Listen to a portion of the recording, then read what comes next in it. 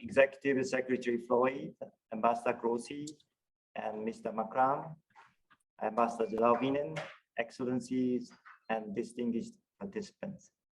I would like to begin by extending my appreciation to each and every youth participant for engaging in very perceptive and constructive discussions, as well as for providing candid and fresh views throughout the sessions. My appreciation also goes to the UNODA and the BASIC for their hard work in organizing this event. As a champion of Action 38 of the SG's agenda for disarmament, we are pleased with this chance to provide a platform for youth engagement in this field and listen to the creative voices of younger generations. On August 2nd, young leaders from all around the world intensively discussed disarmament and non-proliferation issues and the role of youth in NPT. I'm very excited to listen to the insightful ideas and suggestions from these young, brilliant minds. The working paper that will be presented soon is all the more meaningful as it results from the interactive discussions and consultation among all youth participants. As we are all aware, the NPT is taking place in parallel, yet we are not living in separate and parallel universes, and thus I would like to consider this platform or interaction as a linkage or pathway from the present to the future, and from where we are to where we should be headed. The Republic of Korea will continue to lead this agenda with the support of the UN and commits to furthering youth empowerment, engagement, and education in this critical field. To conclude, it is my great hope that this event will actively contribute to the empowerment of young leaders in securing our common future. Once again, thank you for participating. I will now turn over to Deputy High Representative for Disarmament Affairs, Mr. MARKRAM. Thank you. Thank you, Ambassador Bay, Ambassador Slovenin, Executive Secretary FLOYD, Mr. ZHOU, distinguished delegates, and of course, our youth participants. On behalf of the Disarmament Office for Disarmament Affairs, I am both pleased and proud to open today's event. I want to thank our friends and the colleagues from the Government of the Republic of Korea and BASIC for their partnership in creating what I believe is to be a truly unique event. Participants in this week-long process have been working overtime to identify gaps and to develop recommendations for the delegates to the 10th NPT Review Conference. Those recommendations are a result of a transparent and inclusive process shepherded by BASIC, but run entirely by their young expert participants. Through their active engagement, this diverse group of young people from around the world have once again reflected the zeal, commitment, and innovation that global youth can bring to the dialogue on nuclear disarmament and non-proliferation. As the United Nations Secretary General said, the young generation is the ultimate force for change. Anyone who has followed the deliberations in the review conference over the past week and a half will be aware that we need that commitment and that innovation as much as ever. At a time when the risk of a nuclear weapon being used is at its highest in decades, when spending on nuclear weapons is reaching historic levels, and when communication amongst the nuclear weapon states is at an all-time low, there are still many divergences between states parties in their positions.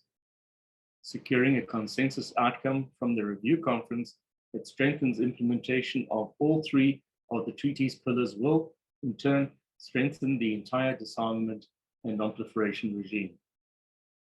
Achieving such an outcome will not be possible unless states parties can find and enlarge common ground. Only by working towards what unites them rather than what divides them can we achieve the result that we want. The common ground does not mean the lowest common denominator.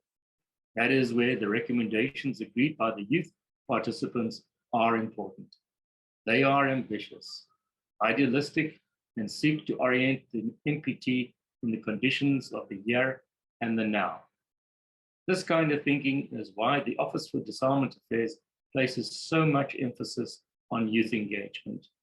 It is why we seek to facilitate space for young people to directly contribute and to participate in discussions with member states on disarmament issues. We seek to engage young people from all different backgrounds and locations, those who are new to the field and those already developing important expertise. We do so because we want to invest in the leaders of tomorrow. And as the leaders of tomorrow, young people need to act today. Events such as this enable intergenerational debate, dialogue, and hopefully agreement on a way forward. UNODA, through its Youth Advocates in Motion efforts, will continue to facilitate meaningful and inclusive participation of all young people in the key discussions currently taking place in the disarmament and non-proliferation field. To the young people watching today, I encourage you to visit the Youth for Disarmament website to stay informed on opportunities ranging from providing mentoring, internships, fellowships, scholarships, and model events, as well as young youth group activities for young leaders striving to enact change today. We look forward to working with all of you. I thank you.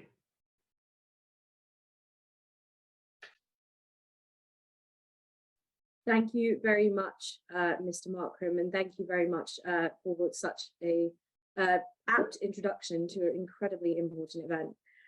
Excellencies, distinguished delegates, and our fantastic young leaders, thank you so much for your time today. My name is Anuradha Damle, and I manage the Inclusive International Security Group at BASIC, a program that wants to make the future of nuclear non-proliferation and disarmament inclusive and also sustainable. And that includes the explicit acknowledgement that treating the next gen as just the next gen is no longer enough. Early career leaders have already inherited the responsibility of ensuring our shared security, and this means including early career voices from all around the world. To this end, I'm incredibly grateful that Your Excellencies have made time to listen to and provide substantive feedback on the working paper drafts that were submitted to you over the past week. The following presentations are a result of the working group sprint that took place last week, featuring young leaders from all around the world. Each presentation will be made by the working group leader and then have a response from the senior NPT leader. And we would like to begin with the non-proliferation working group, and the working group chair is Naomi EGEL, and the response will be provided by Executive Secretary Robert FLOYD. Thank you very much. Well, thank you so much, Anu, for that introduction, and thank you to Dr. FLOYD and the rest of the participants for joining us today. I had the privilege to chair the Non-Proliferation Working Group, and so today I'll briefly outline the 4 major gaps that we identified on non-proliferation within the NPT framework and the recommendations we developed to address these gaps. And part of what emerged from this group's discussion was how these gaps may at first seem quite separate from one another, but are actually highly linked. And the first gap we identified was with regard to emerging technologies and how emerging technologies such as additive manufacturing, 3D printing, or artificial intelligence have the potential to facilitate nuclear proliferation. Yet there's a large gap in what we know about specific proliferation risks posed by a variety of emerging technologies. These risks are at present largely unknown. And the second gap we identified is how irresponsible behavior by nuclear weapon states, including how undermining of negative security assurances, most notably through Russia's invasion of Ukraine, impair efforts to promote non-proliferation. The third gap we identified, quite related to the second, is that despite non-proliferation and disarmament both being core components of the NPT, they're often treated as separate issues, and the link between the two is often not fully appreciated.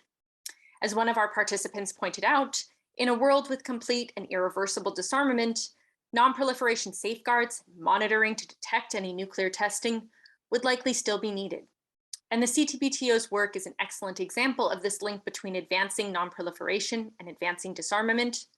But actions by nuclear weapon states that undermine the commitment to disarmament can also undermine confidence in the commitment to non-proliferation.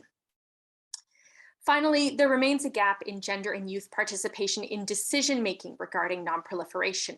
And so while I want to acknowledge all the important work that has been done to advance gender and youth participation in institutions concerned with non-proliferation, Our group focused in particular on the gap in participation in decision-making, not just attendance. That participation in non-proliferation decision-making remains narrow in scope and does not at present reflect the diversity of stakeholders affected and concerned by nuclear proliferation.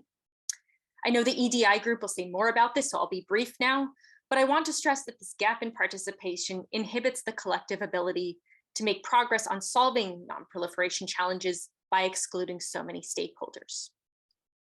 Now, this working group also identified 5 steps that states can take now between now and the next NPT Review Conference to ameliorate these gaps. The first set of recommendations has to do with bringing in a wider array of stakeholders as decision makers in existing non-proliferation institutions. Specifically, we would encourage government delegations to the NPT, as well as potentially other non-proliferation decision-making bodies, to formally include civil society members as experts on their national delegations. This is something that some delegations already do, but we would encourage more governments to include non-governmental experts on their delegations. And here I would just note that expertise can come from a variety of sources. And by experts, we're not referring to a particular position or title, but rather the distinct knowledge that individuals from civil society can contribute to non-proliferation.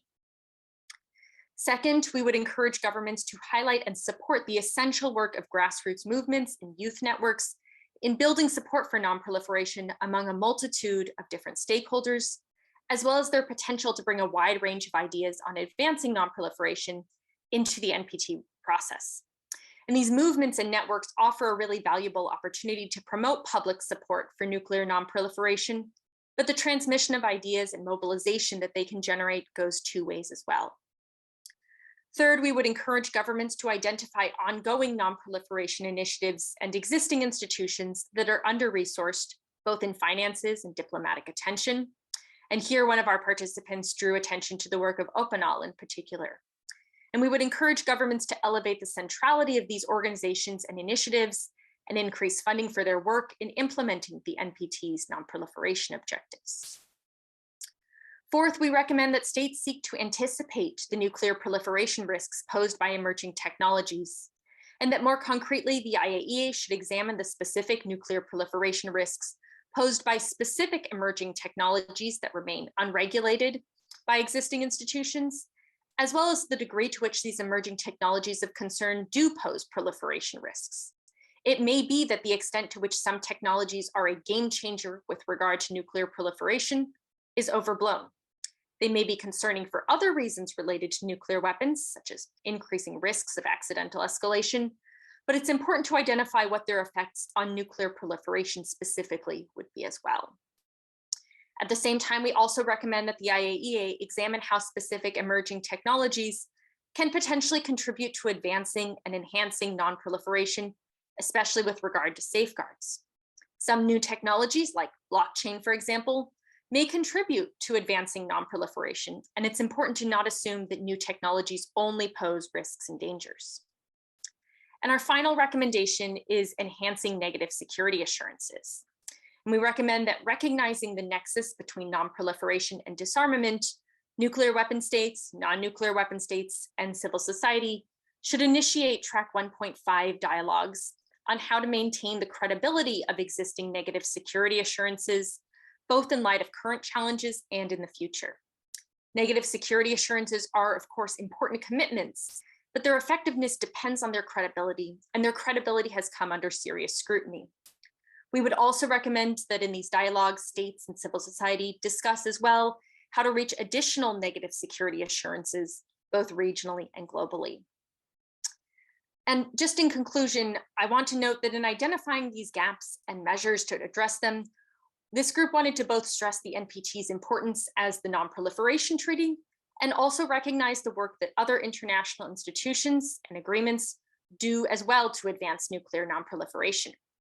The NPT is an incredibly important instrument in this regard, but also benefits from efforts to address non-proliferation in other institutions as well. So thank you so much for your time. I look forward to the comments from Executive Secretary FLOYD. Thank you so much, Naomi. Firstly, let me say, I just say unmute myself, the button on the screen. Sorry about that. Let me say that it's just wonderful to be invited to participate in this event. So thank you, UNODA, and thank you, BASIC, for pulling this together. It's an innovative idea, and I love it because it's not tokenism for youth. It's a serious effort to engage younger minds and younger intellects on an issue which is clearly incredibly important and intergenerational by nature. So well done. It's a pleasure to be here. There are just 3 points that I'd like to make in reflection on the work that Naomi's group have done. And the first actually picks up pretty much with Naomi's last point that she made, and that is that the NPT, yes, 52 years on, is absolutely the cornerstone for non-proliferation and disarmament arrangements globally. Of that, there is no doubt. But what is also very, very clear is the preamble of the NPT calls for a comprehensive ban on nuclear testing. And so the NPT aspires and aspired for such a ban. Then the NPT states parties agreed together in 1995 that such a ban, such a treaty needed to be established, and it was open for a signature then in 1996. So when I look at non-proliferation, whether it be vertical or horizontal, a ban on testing is absolutely critical. Now, I love safeguards deeply from my own background. I've been very involved in safeguards and IAEA activities, but I've got to tell you that a ban forever and a verification system of that ban is critical if we are going to prevent vertical and horizontal proliferation of nuclear weapons. So that's my first point. I think the concept of non-proliferation needs to be taken in the broad way, Naomi, that you commented on at the end of your presentation just now. My second point I'd like to comment on is around diversity and inclusion.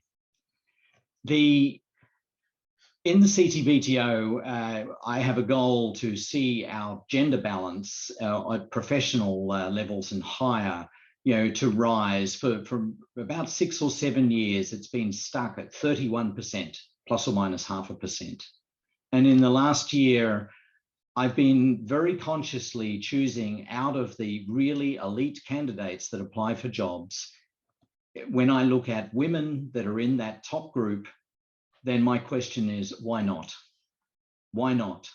And by merely asking that question, we've now seen the percentage of women rise from 31% to 39% in 1 year. And we are a better organization for it because that diversity comes in. I think youth, though, pose another challenge. And the challenge I see as the chief executive, I guess, of the CTBTO is that we promote people to higher levels based on many years of experience. And so strategic leadership by nature then becomes an activity for older people. And there is no good reason why older people are the only people that can make a contribution to strategic leadership and strategic thinking in an organization. I'm wrestling with thinking about how I can see more diversity of age inputting at that strategic level. We also have a youth group in the CTBT, the CYG, the CTBTO youth group. There's over 1,200 members from over 100 countries around the world. And this is part of our activity to try and engage younger people in this critical intergenerational activity. We have a young professionals network for those that are into the science and the technology that's critical to the work of the CTBT to encourage and support those in that area. And my final comment, and very briefly, Anu, I shan't take too long before you ring the gong on me. My final comment is about emerging technologies. And I'm glad that the study group recognized that emerging technologies are not just a threat or a negative influence, but in fact can be positive. And the history of the CTBTO, or the CTBT, let me say, is a classic example, is that when the treaty was originally being conceived, the technology did not exist. to be able to establish a global monitoring system to verify such a ban. But as time went by, scientists kept meeting and new generations were involved. And they then saw with new technology the opportunity to be able to do such a thing. There was a basis of design for what this network needed to be able to achieve.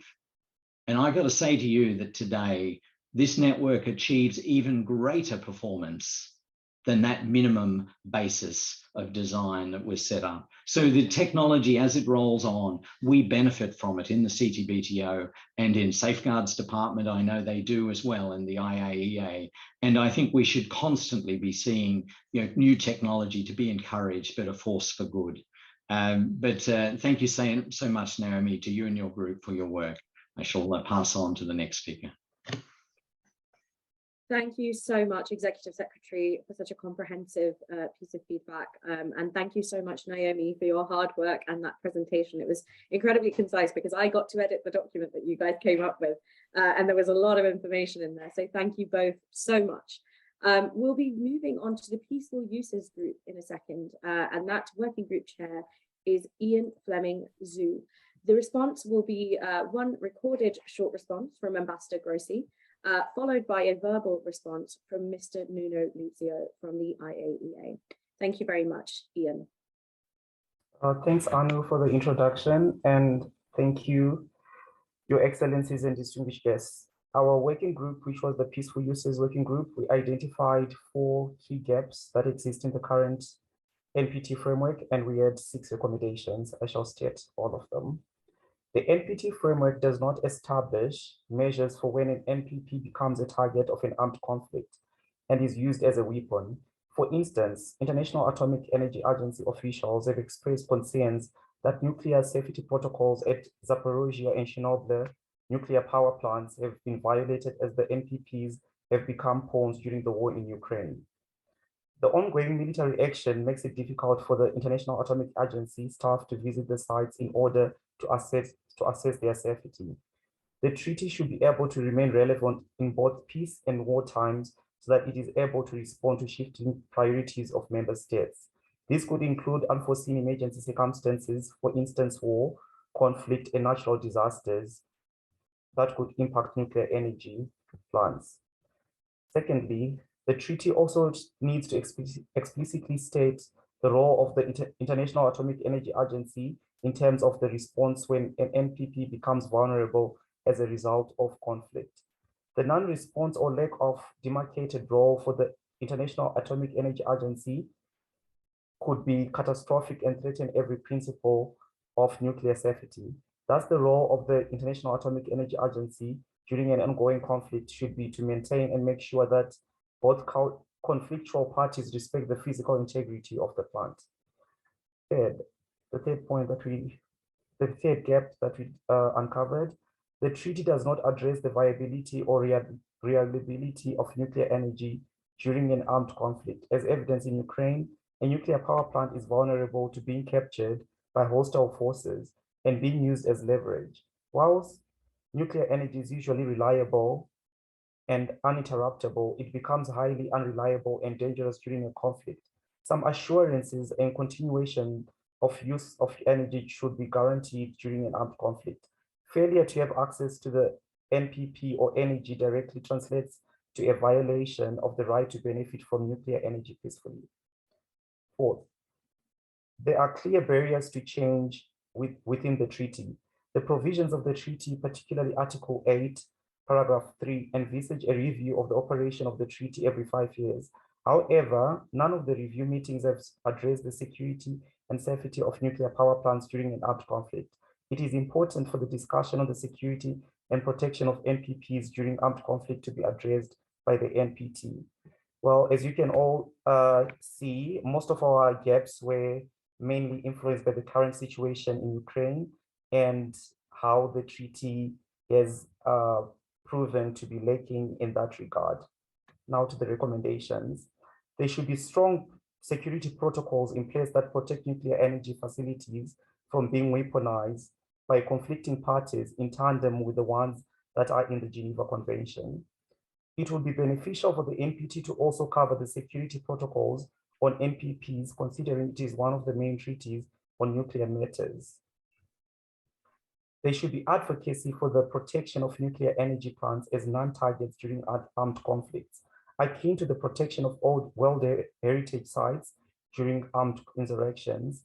Safeguards mechanism is no longer sufficient, and additional control mechanisms support the safety and security of NPPs.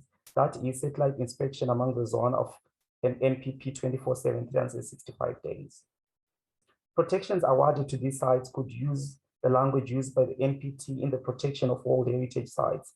Bans on attacking nuclear stations are part of Geneva Conventions, but not of the NPT, and they would be added depth to the NPT if it covers conduct on NPPs during armed conflict.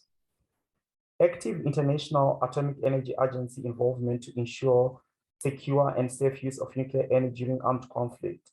The International Atomic Energy Agency should be granted access to the NPP to ensure the continued integrity, viability, safety, and security of the plants. Therefore, member states should honor the peaceful use initiatives and cooperation with the International Atomic Energy Agency in order to ensure access to nuclear facilities during ongoing conflict situations. Codifying cooperation between the NPT, International Atomic Energy Agency, and other organizations aimed at peaceful uses of nuclear energy to create and solidify a clearly established relationship between all these organizations to make them more effective and impactful. The treaty should encourage continued regional and international organizations collaboration in implementing these mandates. For instance, there should be reassurances that the parties in the conflict shall endeavor to avoid locating any military objectives in the vicinity of the works or installations mentioned in paragraph 1 of the Article 56 of the Protocol additional to the Geneva Conventions of 12 August 1949. The NPT should ratify the agreement and provide full support to the International Atomic Energy Agency in case of a military conflict or hostile situation in the zone of an NPP to inspect the plant and identify any potential damages to the plant's equipment. The NPT needs to explicitly address safety and security protocols, as well as the response to be followed if a power plant finds itself in the hands of a hostile party during an armed conflict. Protocol 1 to the Geneva Conventions deals only with the protection of nuclear electrical engineering stations.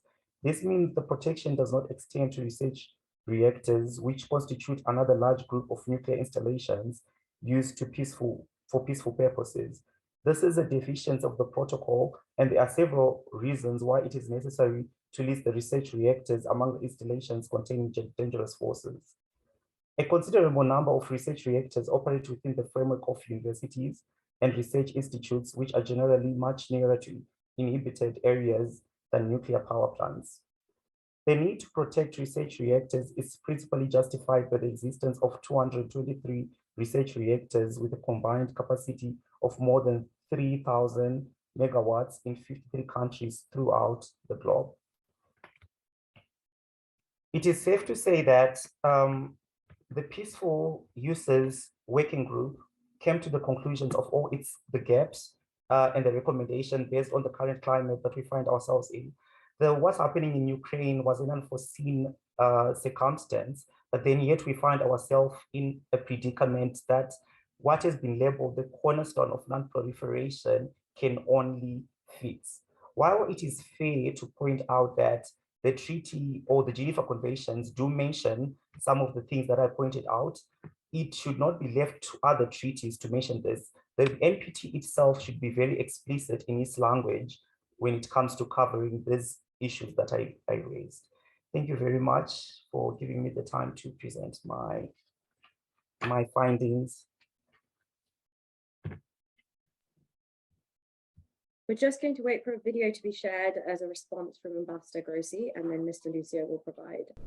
I'm very happy to join you today on this very important event on how the next generation's youth must play an indispensable role in the process of reinforcing non-proliferation and the peaceful uses of nuclear energy.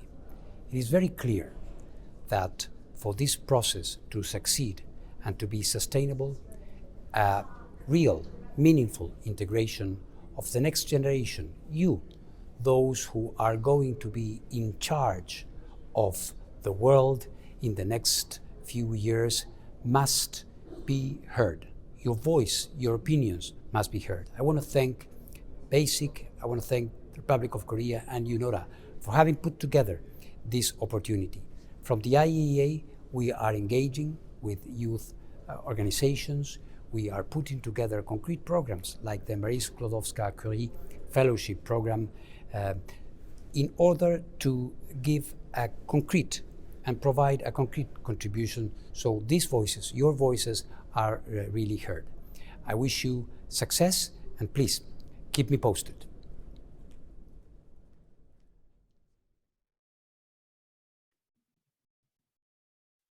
So good afternoon, everyone. I hope you are hearing me well.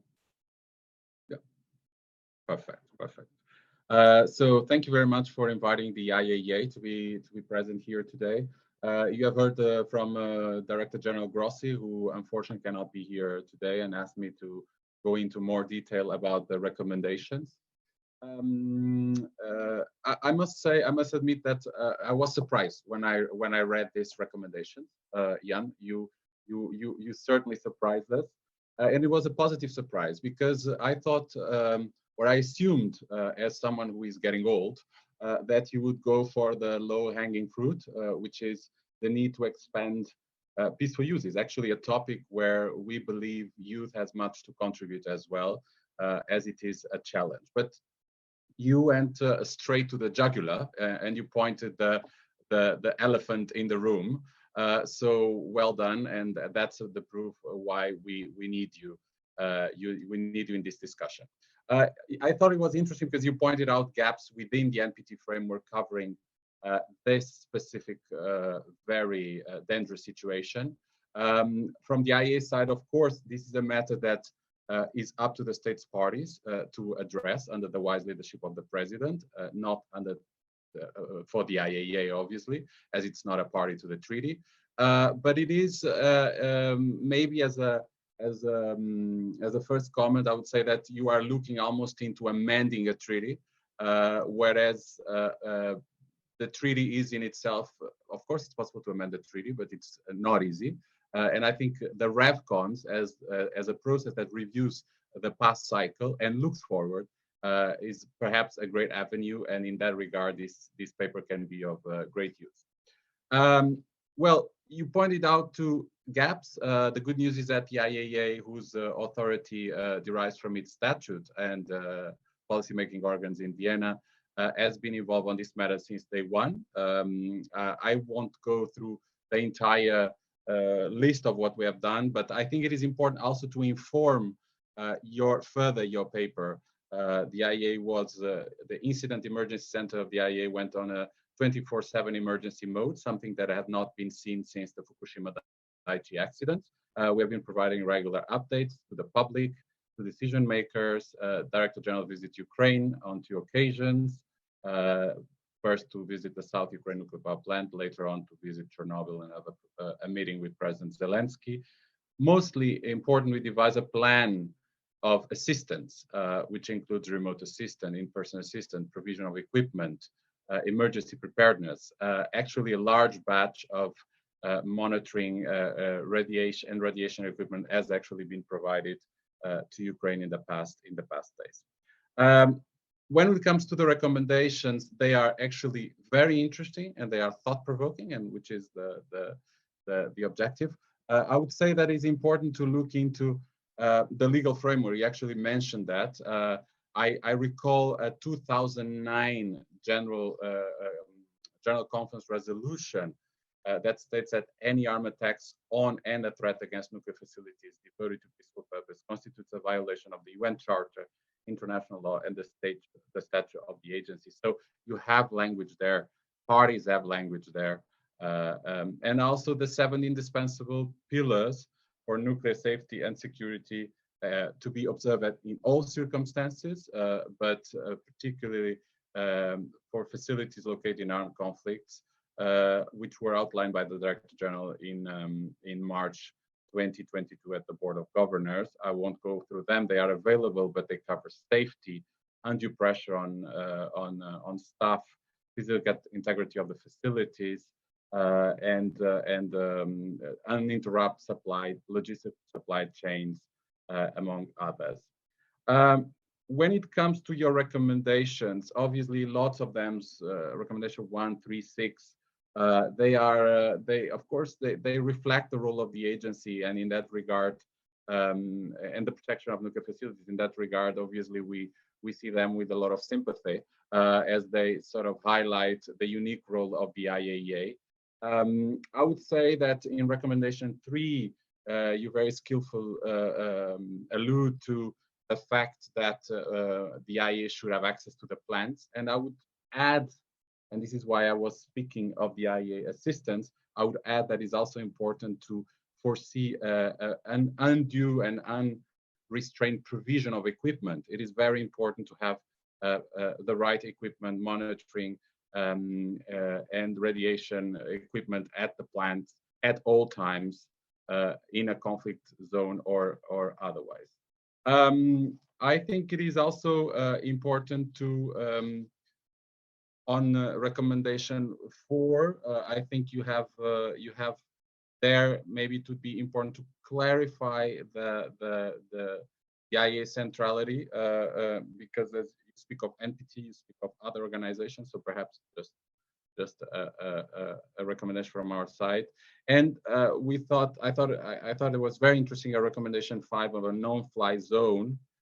Obviously, that has been going around as well, and being suggested by many. Obviously, they have a huge challenge, which is any no-fly zone needs to be enforced, and that obviously is a challenge. Who will enforce that? Certainly not. The IAEA doesn't have the means or the mandate to do that, but it's for your further reflection. All in all, great job, congratulations, and certainly the IAEA looks forward to see how your recommendations will be reflected in the outcome document or documents. Thank you so much, Jan, and thanks to your other colleagues as well. Thank you very much, Mr. Luzio. That was incredibly substantive feedback, and thank you also to Ian. We are running slightly behind on time, so I'm going to hand over straight away to our next working group. The working group lead is Cristal Barakat for the Disarmament Working Group, and the response will be from Mr. MARKRAM. So Cristal, please take it away. Thank you so much. Hello, everyone. Good day to everyone who is present here. I'm very happy to see so many of you present, and I'm looking forward to hearing even more insightful comments. So I had the extreme honor of chairing the Disarmament Working Group, and we had all participants who were brilliant youth within the field of disarmament. So we recognize today that we are at a very critical time in the history of disarmament, particularly due to Russia's invasion of Ukraine and the repercussions that this will have on the present and future of disarmament. For 3 years now, the doomsday clock has been set at 100 seconds to midnight, which means less than 2 minutes away from a nuclear disaster. And for this year, for 2022, it was set prior to the invasion. So that leaves us also wondering how close we actually are to midnight. So while the NPT entered into force in 1970s, it has inspired the creation of more modern treaties for nuclear disarmament to avoid or avert such nuclear disasters. However, the NPT itself has lagged behind. That being said, stuck in the past yet holding value for the present and the future, multiple gaps do reduce its efficacy. So starting off, the first gap relates to transparency. There is a problem with transparency in nuclear weapon states, as the extent of their nuclear stockpiles is not exactly known. Knowing how many warheads are deployed and undeployed is also important. As such, there needs to be more progress in dismantling of excess warheads, in addition to declaring stacks of fissile materials and placing them under IAEA safeguards. However, sharing this information may be considered a security risk by some countries, so a declaration or a non-binding statement of intent might help with this vagueness, but only to the extent that countries buy into it. The second gap relates to the modernization of weapons. So while states are not acquiring more weapons or increasing the number of their weapons, they are modernizing weapons that they already have, thus increasing these weapons' propensity for harm. So addressing growing and changing forms of warheads and methods of modernization is difficult within the current framework and needs to be looked into. The third gap relates to environmental reparations and the assistance of victims. So many non-nuclear weapon states do not have the expertise to remediate such damages and to assist victims of nuclear catastrophes. And here we want to reflect on the NPT's urge for more collaboration between nuclear and non-nuclear states. And we take it further beyond that collaboration tied to the peaceful uses of nuclear energies in the NPT for them to collaborate on these elements, so environmental reparations and the assistance of victims. Next, we have Article 6 and accountability. So we need to find ways to hold the permanent 5 members of the Security Council accountable to the pursuing of disarmament in good faith, and we need to clarify what good faith means. There also still exists a two-tiered hierarchy between the nuclear haves and the nuclear have-nots. We also need to focus on reducing the risk of rhetoric escalation. For example, Russia broke normative rules and openly spoke about the use of nuclear weapons, whilst the NPT clearly prohibits the use of such weapons and even prohibits the threat of using these weapons. Even graver is that the USSR, whose seat has been absorbed by Russia, was one of the government depositories of the NPT. And the final gap is that the relationship between the NPT and the TPNW needs to be handled with care, especially since the TPNW now exists and the attitude of some nuclear weapon states to the TPNW, or in light of this attitude. So for the recommendations, we have come up with 5 recommendations. The first one relates to modernization. So the lack of definition of modernization within the NPT is a big challenge to accountability, and additional clarity around strictly capping the number of weapons and modernized weapons is needed. This is illustrated by a clear sliding scale of accountability measures that should be negotiated, developed, specified, and these should be proportional to the infractions. The NPT, for example, currently lists the IAEA as a body investigating the peaceful uses of nuclear energy. However, it does not spell out the IAEA's role in case of infractions or when it comes to accountability. This is tied to budget considerations that should be kept in mind, especially when it comes to the allocation of budget for investigating infractions and implementing accountability. The second recommendation relates to explicitly calling for irreversibility in nuclear disarmament.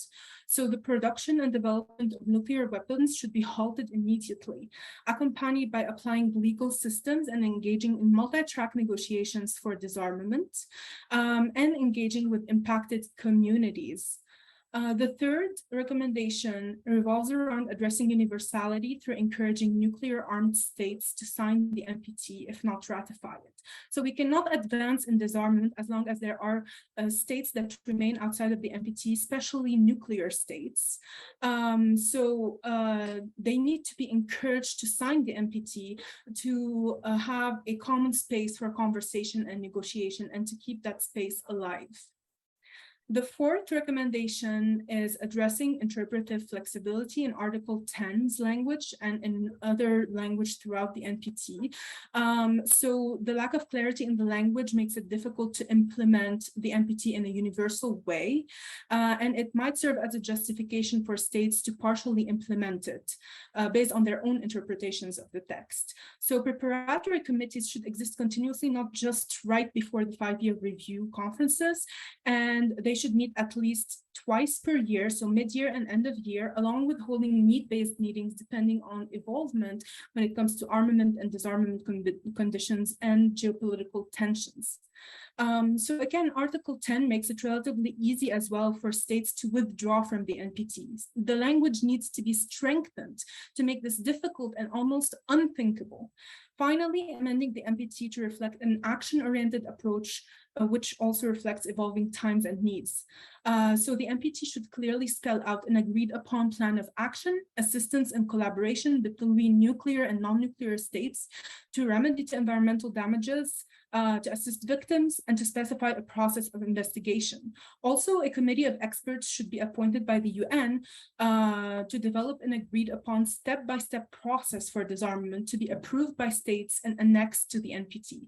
This target-oriented approach could simultaneously activate nuclear states within the NPT whilst reducing the gap between nuclear states and non-nuclear states. Thank you so much, and I look forward to hearing the insightful comments from Mr. MARKRAM. Thank you so much, Cristal. As I said in my opening remarks, we look to the youth to be ambitious, idealistic, and pushing us all to think harder and to do better. The challenge in the diplomatic field, and particularly in conference diplomacy, is to have proposals that are targeted, as well as fulfilling the criteria of being practical, doable, and affordable. Any treaty is never better than 1 minute before it is actually adopted, because it has then reached the highest measure of agreement that could be reached at that time with those delegates inside the room empowered to negotiate. A minute after adoption, it becomes clear that no treaty is perfect and that it will always have shortcomings and gaps, and it will make implementation of somewhat vague language the object of interpretation. So you have in your draft working group identified a number of these gaps in the NPT. Calls for greater transparency and accountability are important. Highlighting modernization programs is also important, and certain facets of them run counter to commitments undertaken by the nuclear weapon states. Environmental mediation, remediation, and assistance, also a very important issue to draw attention to, and hopefully we can get some traction on it in the NPT context. At the time the NPT was negotiated, it was trying to achieve a very narrow band of objectives that appeared to be achievable in 1968. On the recommendations, on modernization and even worse, increased number of weapons, accountability is key, and measures to address it are important, as you point out. You may wish to rethink how you wish to see compliance addressed, as various components of the treaty's articles fall to the IAEA's mandate on safeguards implementation and on promoting peaceful uses of nuclear energy. But those pertaining to disarmament at this stage are for states parties to address. And that is why the review conferences are so important to review the operation of the treaty, as well as seeking further agreement on how to improve its effectiveness, as well as its implementation. Irreversibility is key to any disarmament, and assurance that weapons are dismantled and eliminated cannot be reconstituted. So good for pointing that out. Universality does remain a challenge to any treaty, and the closer you actually get to universality, the more difficult. Just ask Executive Secretary FLOYD, he'll tell you all about that. Signing any treaty makes you liable to comply with the letter and spirit of that treaty, and it's a step before ratification. But when you sign it, you should really be fulfilling all the obligations under it. No state can join the NPT with nuclear weapons. As a South African, I can speak from my national experience, where my country had to eliminate its nuclear weapons arsenal before joining the NPT in 1991, and it underwent a completeness process to verify before the international community that it had actually done so. On reservations, it's doubtful that any NPT states party will entertain any reservations. On Article 10, there's been much debate at review conferences without making too much headway, but the understandings around it making it unacceptable are clear, and it's good that you've highlighted this point as well. On preparatory committee meetings, more meetings don't necessarily translate into more results, and bringing additional financial demands to the states parties may not be that welcome. You could consider calling to make the preparatory phase far more productive and seeking greater avenues for civil society, and particularly those representing the youth, to also participate. On amending the NPT, as pointed out, this is an extremely difficult thing to do, as reopening the treaty may result in commitments being watered down or even deleted. However, the point that you make is excellent, and you're absolutely right. The NPT and its review process has not been responsive in adapting or evolving to adequately address the concerns of many of its states parties and the international community at large. The NPT and its review process need to be fit for purpose, and they need to respond to the needs and the challenges of the day, and strengthening this call would be a most welcome recommendation. I applaud all of you and the working group for the great ideas and the recommendations. I hope to see your passion as young leaders translate into progress in nuclear disarmament and also towards bringing us to a more secure and peaceful world. I thank you. Thank you very much, Mr. MARKRAM and Cristal. That was really brilliant feedback. I've been blown away by how great the feedback has been so far, so thank you. The last group that we'll be moving on to is the Diversity and Inclusion Working Group, presented by Kirsten Mosey, with a response from His Excellency Ambassador Slavanin. So Kirsten, I'd like to hand over to you. Thank you. Thank you so much. Hello to everyone, and thank you to our esteemed panel of experts and ambassadors for taking the time to join us today. And I know we are tight on time, so I'm going to plow through this pretty quickly. As you're seeing in my introduction in the chat right now, my name is Kirsten Mosey, and I'm a policy officer with the Canadian Ministry of Foreign Affairs in the field of disarmament, non-proliferation, and arms control. And I want to just give a big thanks to BASIC for facilitating these side events. As we are all well aware, equity, diversity, and inclusion are not just buzzwords that indicate boxes to be ticked. They are processes and systems that analyze historic exclusions, barriers to entry, and room for improvement for all people and identities. The NPT is very familiar with these concepts, much of that owing to its over 50 years in effect and the incredibly wide membership it enjoys. Geographical diversity, nuclear weapons status diversity, and the treaty's core tenets of giving voices and space to states that have committed to never acquiring or using nuclear weapons all contribute to the NPT's ability to expand itself to be truly inclusive and effective. Our working group first spent some time understanding why diversity, equity, and inclusion is important in the NPT, grounded in the understanding that nuclear weapons affect different populations in unique and distinct ways. This was seen in the aftermath of Hiroshima, Nagasaki, and the nuclear tests in the 20th century, specifically through the disproportionate impact that nuclear weapons have on women and the female reproductive system. By understanding that while nuclear weapons are indiscriminate in their scope and ability to decimate, the cultural and political circumstances of their use certainly are not. The same can be said for the NPT. While the wide membership and decades of its preeminence afford it some measures of diversity, there is no doubt that this space is not equally accessible for people of differing genders, ethnic backgrounds, education, or physical ability. Tying these two concepts together allows us to see that if the space where policy about nuclear weapons is made is not equally accessible for all, then we will miss the vital perspectives of those who are differentially impacted by nuclear weapons use and proliferation, continuing the cycle of those who are already marginalized, experiencing the most harm of the nuclear regime. Our working group then identified a number of gaps within the NPT RevCon, namely the lack of gender parity, limited involvement of youth, barriers via travel and visas for Global South countries, survivors' testimonies, civil society restrictions, and the exclusion of LGBTQ+ individuals through binary and gendered language, as well as access for persons with disabilities. Thus, our recommendations center upon removing these barriers to access and affording greater contributions to the NPT for those historically excluded. Our recommendations are as follows. 1, the NPT Review Conference outcome document should include a factual reference to the contributions of women and non-binary individuals with the suggestion that all delegations reach 50-50 parity among their representatives by the next review conference. 2, the NPT outcome document should reaffirm the importance of youth involved at the NPT and set up an exploratory committee through the Secretariat that will develop research and recommendations on how delegations may include youth delegates at the next review conference. The Secretariat is encouraged to work closely with the UN Office for Disarmament Affairs #Youth for Disarmament initiative to develop and explore how states may add a youth representative to their delegations, being mindful of the cost. 3, the NPT Review Conference should consider expanding access to the NPT through a myriad of ways, accommodating the states who cannot afford the cost of a 4-week stay in New York City, delegates who are physically unable to travel, or those who experience significant visa issues and are unable to enter the United States. This may be done through more online options, guidance for visa applications, or other suggestions. The NPT should task the Secretariat with exploring these issues and putting forward a recommendation report ahead of the next review conference.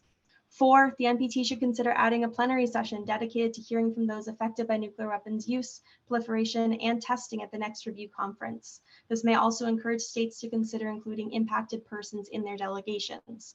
We encourage the Secretariat to explore this issue, possibly in close collaboration with UNDRIP, as a significant portion of those affected by nuclear weapons are Indigenous peoples. 5, the NPT should consider increasing collaboration with civil society members as a recognition of their invaluable contributions. This may be done through including civil society members as official delegates, a practice my own country has implemented at this review conference, or simply finding ways to include civil society members more in the daily goings-on. We also recommend that the NPT outcome document task the Secretariat with developing a report on this topic. And finally, the NPT should adopt and endorse the UN guidelines on gender-inclusive language, which is available for the 6 official UN languages. I recognize that I breezed through these, they're very specific and have key action items, but we know that there are many avenues for increasing diversity, equity, and inclusion in the NPT, and we welcome your thoughts, Ambassador Slavanin, as well as others, on how we can use this treaty to further peace and security for all. Thank you.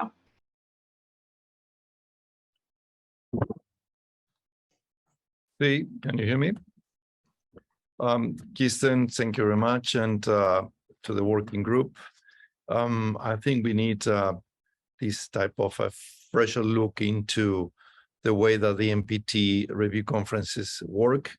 It's not a secret that negotiations, other review conferences are being taken only and exclusively by representatives of governments like myself, and that there are 2 types of walls surrounding those negotiations. Those are the physical walls of the UN, and when you try just to get into the 2nd floor of the UN, you will be asked for a special pass. If you don't have that pass, you're not allowed to.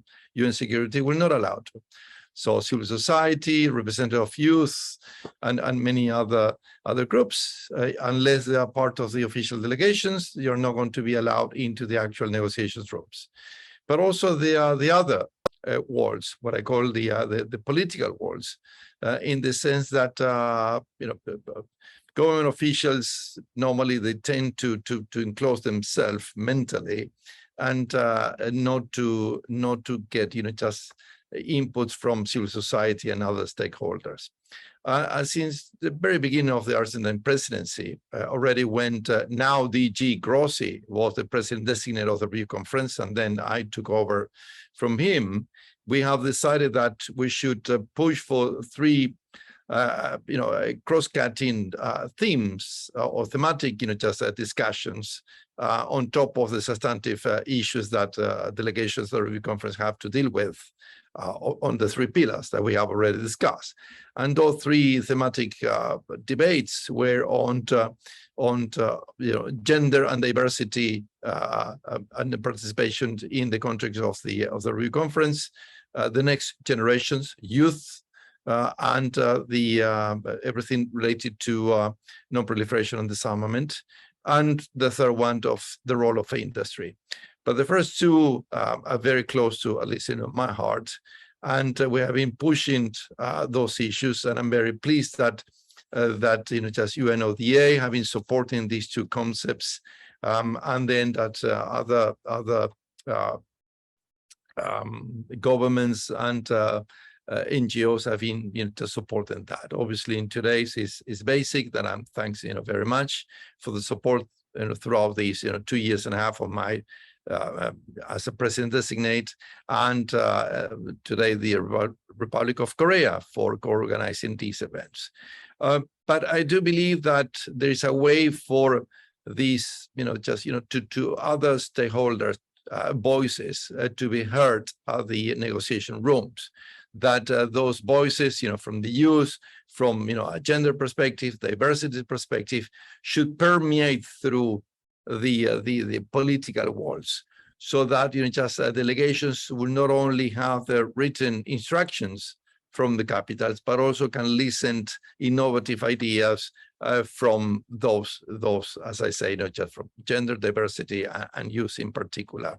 Why? Because you bring a different perspective from the traditional, positions and views that we government officials tend to have. We are very how to say, we are very used to do the same things always, in the sense that, an instructions that it was valid last year, for a delegation, probably with some twitches here and there, probably still valid today, unless the world have changed dramatically, and it has.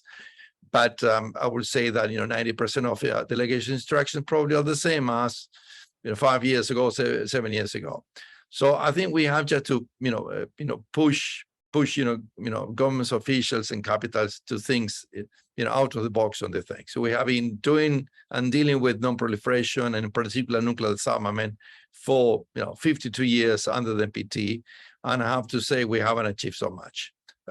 Granted, in non-proliferations, probably the NPT has prevented many other potential countries acquiring nuclear weapons. I think it's something that we have to celebrate. But on the nuclear disarmament front, aside of some progress that we have seen in early in 70s and 80s and 90s, with some limitations on the nuclear arsenals between the US and the former Soviet Unions, and now between Russia and the US, it has stalled. And on the contrary, we have a reversal in which most of the nuclear weapon states, they're either modernizing their nuclear arsenals or even they're increasing their caps. And this is just the usual business usual mentality, and it doesn't take into account the interests and the needs of just humanity. And I think that gender views,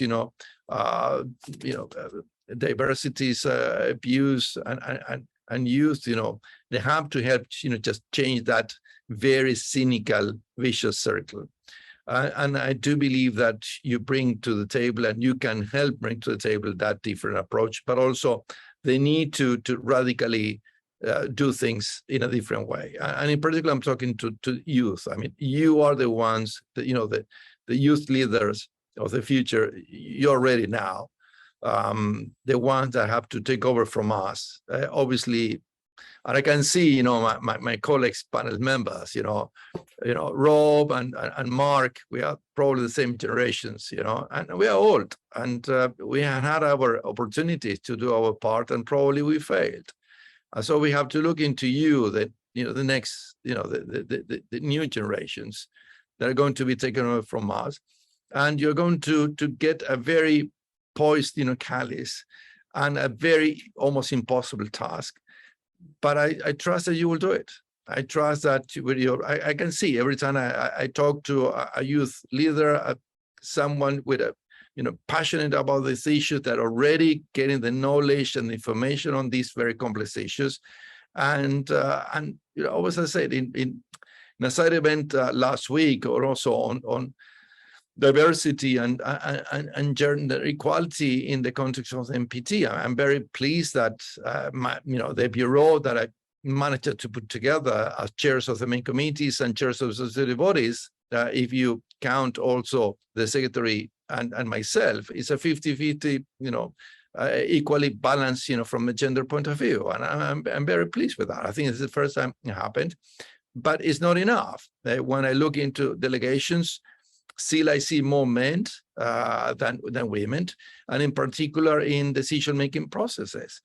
And I believe that women and other just other groups bring a different perspective, not only because it will be affecting a different way if, God forbid, nuclear weapons are being used again, but also you have a different approaches, you have a different view, different perspective, and I'm going to use the same analogy or conceptual, just approach that I use in that, diversity side events, is that, a man, from Latin America, of probably European descendancies, what I'm bringing to the diversity table, nothing, probably nothing. But I'm married to an amazing woman from Sweden, and that unfortunately, for the past, 8 years, she's suffering from physical disabilities. And every time that I wake up, I try to put, aside of my regular glasses that I need for long distance viewing, I put imaginary glasses to try to see the world, and in particular my work, through the lenses of her, from her own perspective as a woman and a person with disabilities. And I have two amazing boys, 14 and 16 years old, that they challenge me every day in every concept that, you know, I was, you know, I grew up with on these issues, and they challenge me on from diversity point of view, from anyway, so many things. So I also tried that those classes, imaginary classes, they help me see, you know, life and my work through the lenses of the next generations, the youth, you know, my sons. And I think I'm trying just to become probably a better diplomat, but also a better human beings by trying just to see the things in a different context. And this, I think, you have to help, you know, get many others, you know, carry on classes, imaginary classes, to see these important things, you know, from your own perspective, you know, from a gender diversity perspective and youth perspective. And with this, I'm going to finish. Thank you. Thank you so much, Ambassador. I just wanted to check, like, brilliant, amazing remarks, but I wanted to check if you wanted to provide any extra closing remarks before we close the event series. Yes, again, to thank the co-organizers very much, and probably that I didn't refer to the proposals that Kirsten read, and I think they're very, very important ones. Obviously, to change the dynamics, to change, you know, the structures and institutions is going to be difficult, but I think we have to keep pushing for that. I hope that any outcome document of the review conference will include the relevance of the contribution of women's and diversity perspectives into the table, to reform the involvement of youth in our discussions, but also in particular, as she correctly pointed out in to expand access to all. Just as I say, there are many things to be done, many concrete things that can be done. But I think you have to keep pushing for that. No one is going to do it for you. It's not going to be easy, but I'm sure that you will get it. Thank you so much, Ambassador Zlavinen, and all of your excellencies for your contributions today. Just so everyone knows, this feedback will be incorporated into the working papers by the chairs and by BASIC-UNODA-ROK, and we will be making them public shortly afterwards and submitted as a working paper to the NPT. I would now like to invite Chris King to close the event series. Thank you very much, Chris. Thank you very much, Anu. And thank you very much to Ambassador Zlavinen, to Executive Secretary FLOYD, and of course to my boss, Tom MARKRAM. And above all, thank you so much to our youth participants for all of the hard work that you've put in over the last week or so. This has been a quite unique event, I think, from our perspective, in that it started with a plenary, moved to some drafting, and then came up with recommendations at the end. I think we can all hope that that's exactly the way the NPT proper goes, and produces recommendations that are as ambitious and as forward-looking as the ones we've seen from our youth participants today. On behalf of the Office for Disarmament Affairs, I want to thank our partners in the Government of the Republic of Korea, and of course in BASIC, for pulling this whole thing together. I think it's been a wonderful event, and we look forward to the fact that this is essentially just the beginning for us in terms of our collaboration and our cooperation, and we look forward to working with everyone going forward, because clearly these are issues, as I think has been said across the board, these are issues that are going to be with us for some time. If Gustavo and Tom claim they're old, I feel old. So I think that I'm handing over to you guys, I hope, in the next couple of years. I know some of you are already in positions of responsibility, and I can only hope that we get to work with you all very, very soon if you're coming through. For those of you who are new to the field, I do hope you find this interesting. It is fundamentally important to your future. It is fundamentally important to the future of the planet, and it is fundamentally important that we all work together to achieve a world free of nuclear weapons.